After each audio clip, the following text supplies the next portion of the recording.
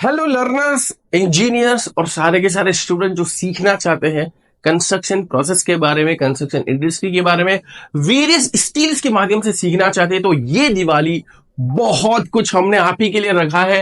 Exclusive construction learning module हमने launch कर दिया है। 5+5 टोटल 10 कोर्स का पूरा मॉड्यूल है और बहुत ही ज्यादा ऑफर प्राइस है दोस्तों। इससे सस्ता तो भाई पूरे इंडिया में क्या पूरी दुनिया में कहीं नहीं हो सकता। और दोस्तों ये दिवाली आपकी सीखने वाली होगी। डिस्क्रिप्शन के अंदर आपको लिंक मिल जाएगा, इसकी पूरी की पूरी प्रोसेस आपको वीडियो के एंड में मिल जाएगी। ये जेन्युइनली बहुत ज्यादा वैल्यूएबल है, आप सभी को फोकस करना चाहिए और मैं उम्मीद करता हूँ आप सभी लोग अभी तक भी ध्यान बनाए रखे हुए होंगे। Overlapping of steel bars in different concrete mix, अलग अलग कॉन्क्रीट मिक्स में ओवरलैपिंग कितना रखना चाहिए, इसके ऊपर आज हम चर्चा करेंगे। दोस्तों सबसे पहले तो आपको समझना होगा जोन के बारे में। एक बीम जो होता है उसके अलग अलग जोन्स होते हैं, है ना। कंप्रेशन जोन होता है, टेंशन जोन होता है, एक न्यूट्रल एक्सिस भी होती है।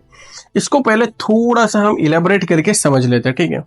थोड़ा सा क्या करते हैं, इलेबोरेट करके समझ लेते हैं। दोस्तों यहां पर मैं बात कर रहा हूं कुछ ऐसे बीम की जो दोनों तरफ से प्रॉपर सपोर्ट में है, जो कि हमारे जनरल बीम्स होते हैं, जनरल जो हमारे बीम्स होते हैं। अब दोस्तों ये बीम के ऊपर ऑब्वियस बात है कि क्या आने वाला है भाई, स्ट्रेस आने वाले हैं, लोड आने वाले हैं। ये बीम के ऊपर क्या आने वाला है, ये बीम के ऊपर स्ट्रेसेस आने वाले हैं, इस बीम के ऊपर लोड आने वाला है, इस बीम के ऊपर स्ट्रेस भी आने वाला है और इस बीम के ऊपर लोड भी आने वाला है। इस बीम के ऊपर जब स्ट्रेसेस और लोड आएंगे, इस बीम के ऊपर जब स्ट्रेसेस लोड आएंगे तो ये बीम कुछ इस तरीके से बिहेव करने की कोशिश करेगा, कुछ इस तरीके से बिहेव करने की कोशिश करेगा। मैं यहां पर अलग कर लेता हूं, फिर इसको मैं अलग से भी आपको बता देता हूं। ये बीम कुछ इस तरीके से बिहेव करने की कोशिश करेगा। अब ये वाले पोर्शन को अगर मुझे सेपरेट करना हो तो मैं यहां पर आपको सेपरेट करके बता देता हूं, है ना। ये तो समझ लिया भाई, बीम के ऊपर लोड आ रहा है तो कुछ बीम इस तरीके से। अब ध्यान से देखना दोस्तों, ये जो बीम है ना, ये कुछ ऐसे बिहेव करने का। रेक्टेंगल वाला पोर्शन हमारे लिए इंपॉर्टेंट इसलिए है क्योंकि उससे आपको अंदाजा आएगा कि कहाँ ज्यादा हो रहा है और कहाँ कम हो रहा है भाई। रेक्टेंगल वाले पोर्शन से हमें पता चलेगा कहाँ ज्यादा हो रहा है और कहाँ कम हो रहा है।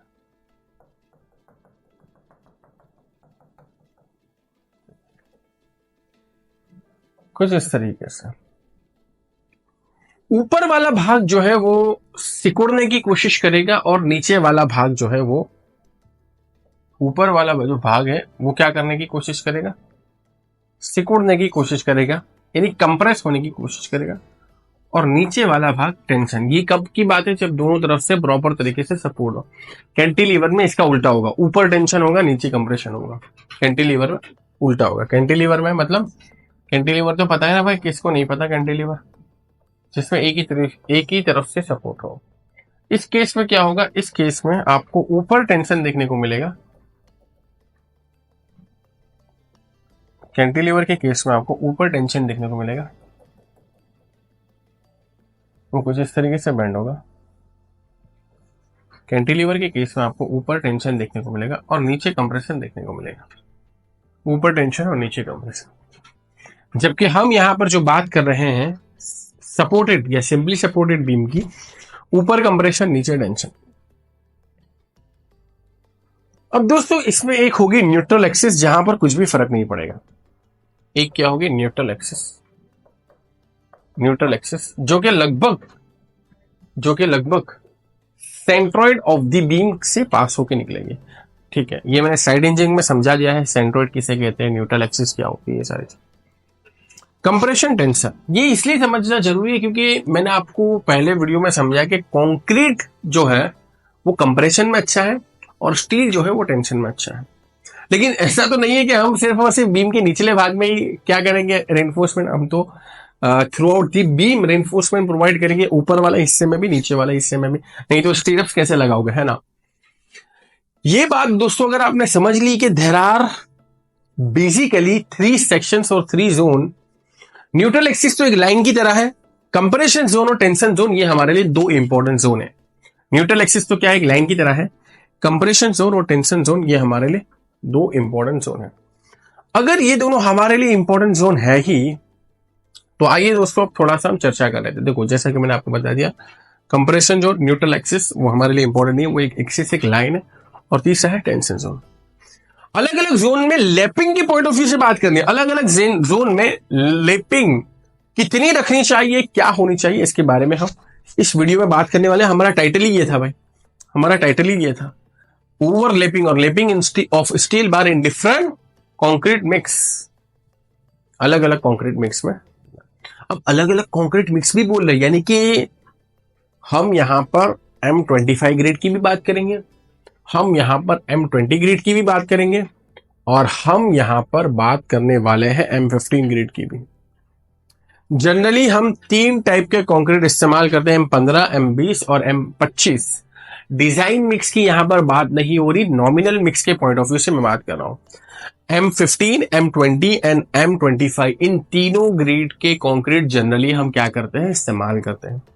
इन तीनों ग्रेड के कंक्रीट जनरली हम इस्तेमाल करते हैं। तो फिर आइए दोस्तों 1 बाय 1 जानते हैं। M15 ग्रेड कंक्रीट के बारे में बात करते हैं। नॉमिनल मिक्स की बात चलिए, डिजाइन मिक्स में तो फिर क्राइटेरिया अलग है, लेकिन कॉन्सेप्ट बहुत ही ज्यादा इंपॉर्टेंट है। कॉन्सेप्ट आपको समझना, M15 के पार्ट क्या है, 1:2:4। सबको पता है, एक पार्ट सीमेंट का, 2 पार्ट सैंड के यानी फाइन एग्रीगेट के, और 4 पार्ट हो गए दोस्तों कोर्स एग्रीगेट के। अब ये टेबल बहुत ज्यादा है, इसको बहुत सारे लोग समझ ही नहीं पाते। मैं आपको समझाता हूं, टेंशन मत लो।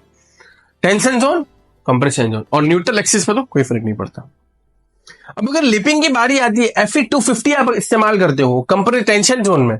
टेंशन जोन में अगर आपके पास कौन सा ग्रेड ऑफ स्टील है, Fe250, तो उसके साथ आपको लिपिंग कितना देना है, 55।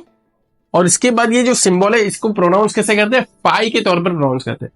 फाई मतलब यहां पर डायमीटर को रिप्रेजेंट करना, यानी 55 टाइम्स ऑफ डायमीटर जितना लिपिंग होगा अगर M15 ग्रेड इस्तेमाल करे हो टेंशन जोन में हो।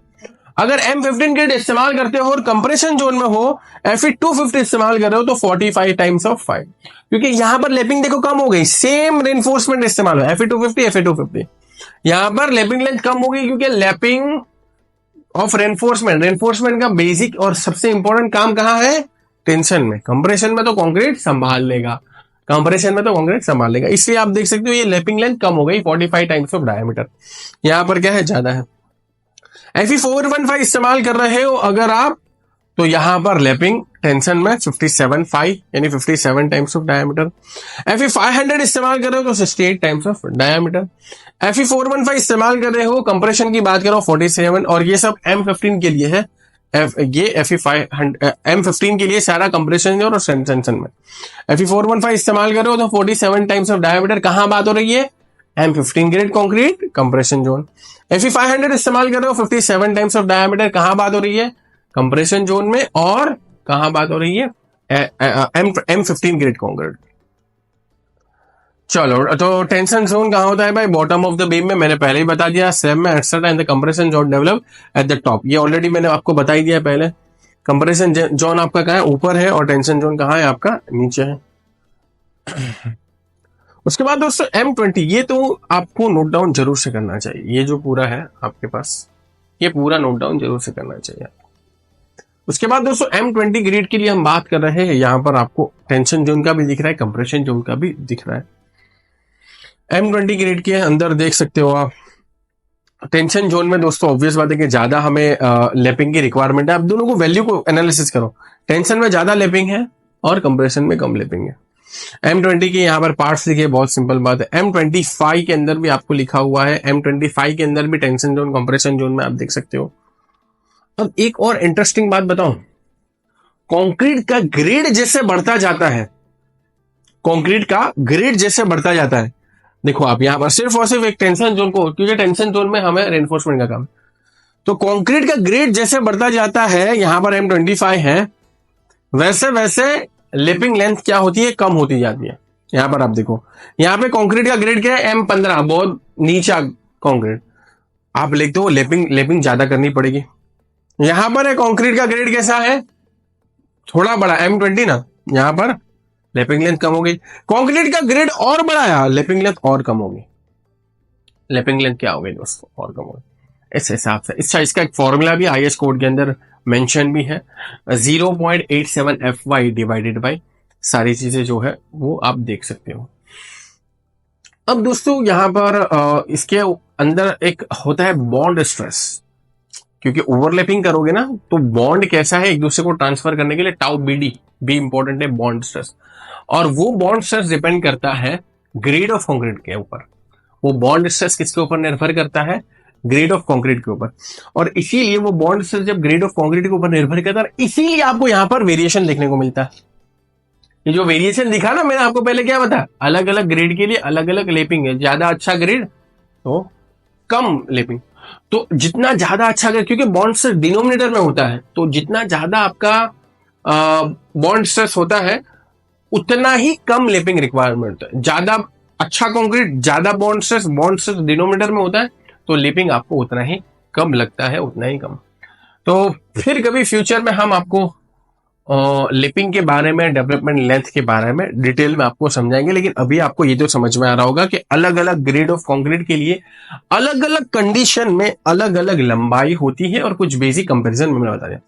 एक छोटा सा एग्जांपल लेना चाहो तो भाई, अगर आप M25 ग्रेड का कंक्रीट आपके पास है, आप काम कर रहे हो टेंशन जोन में, और आप FE 500 ग्रेड का स्टील इस्तेमाल कर रहे हो, तीन कंडीशन समझ में आई। M25 ग्रेड का कंक्रीट इस्तेमाल कर रहे हो, टेंशन जोन में काम कर रहे हो भाई, मान लो कि स्लैब के बॉटम में, टेंशन जोन स्लैब का बॉटम, और आप इस्तेमाल कर रहे हो FE 500 ग्रेड का स्टील, तो यहां पर क्या लगेगा, 49 टाइम्स ऑफ डायामीटर जितना लेपिंग आपको प्रोवाइड करना पड़ेगा, है ना। और डायामीटर की वैल्यू मान लो कि 12 mm का डायामीटर आप इस्तेमाल कर रहे हो, तो 49 टाइम्स ऑफ 12, 49 मल्टीप्लाई 12 कितना हो जाएगा भाई, लगभग 588 के आसपास हो जाएगा।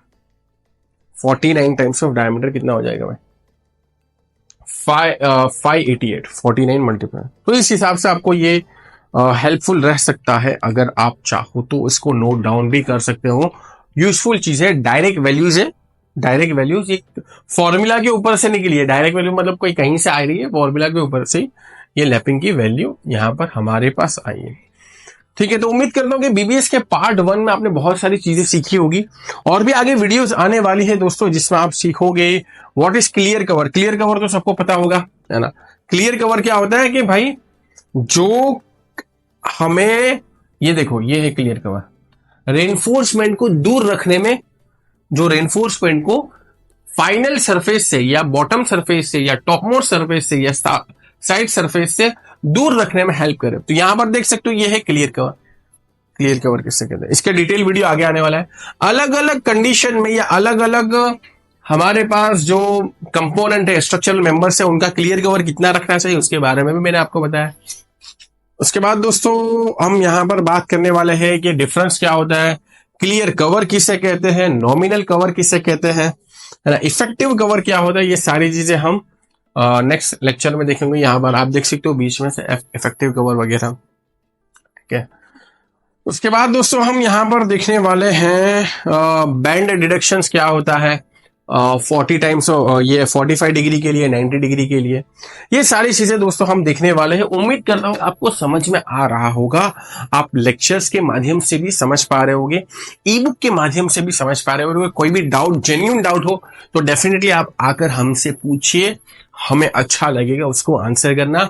लेकिन पहले आपने वीडियो देख ली हो, पहले आपने हमारे नोट्स या बुक्स का इस्तेमाल करके उसको टॉपिक को अच्छे से समझा हो, तो हमें एक्सप्लेन करने में मजा आएगा। और फ्यूचर में कभी पॉसिबल होगा तो हमारे लाइव सेशंस भी आपको देखने को मिलेंगे। इसी के साथ आज की वीडियो को एंड करते हैं, समाप्त करते हैं। मिलते हैं दोस्तों नेक्स्ट पार्ट में, नेक्स्ट वीडियो में। Good bye, take care.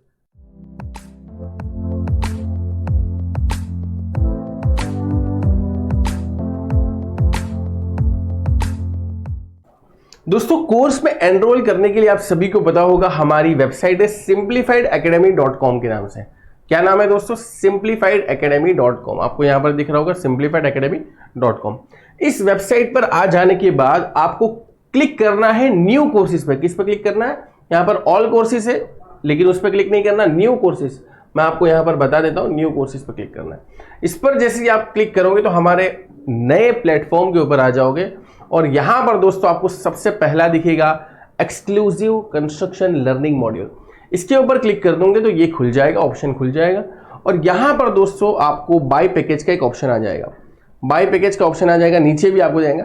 इसमें आप पैकेज के अंदर देख सकते हो ऑटोकैड है, बहुत वैल्यूएबल स्किल है, बार बेंडिंग शेड्यूल बहुत वैल्यूएबल स्किल है, क्वांटिटी सर्विंग बहुत वैल्यूएबल स्किल है।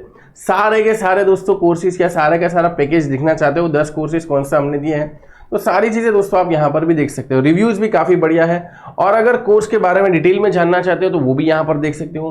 बाय कैसे करना है, तो जैसा कि मैंने कहा कि बाय नाउ वाले पे क्लिक कर देना है। तो इस तरीके से आप कर सकते हो। अगर आपको कोई क्वेरी भी हो तो कमेंट करके बताएं, हमारी टीम आपको डेफिनेटली रिस्पॉन्ड करेगी। लेकिन ये दिवाली खुशियों वाली भी होगी, लेकिन ये दिवाली सीखने वाली भी होगी, ये दिवाली सीखने वाली।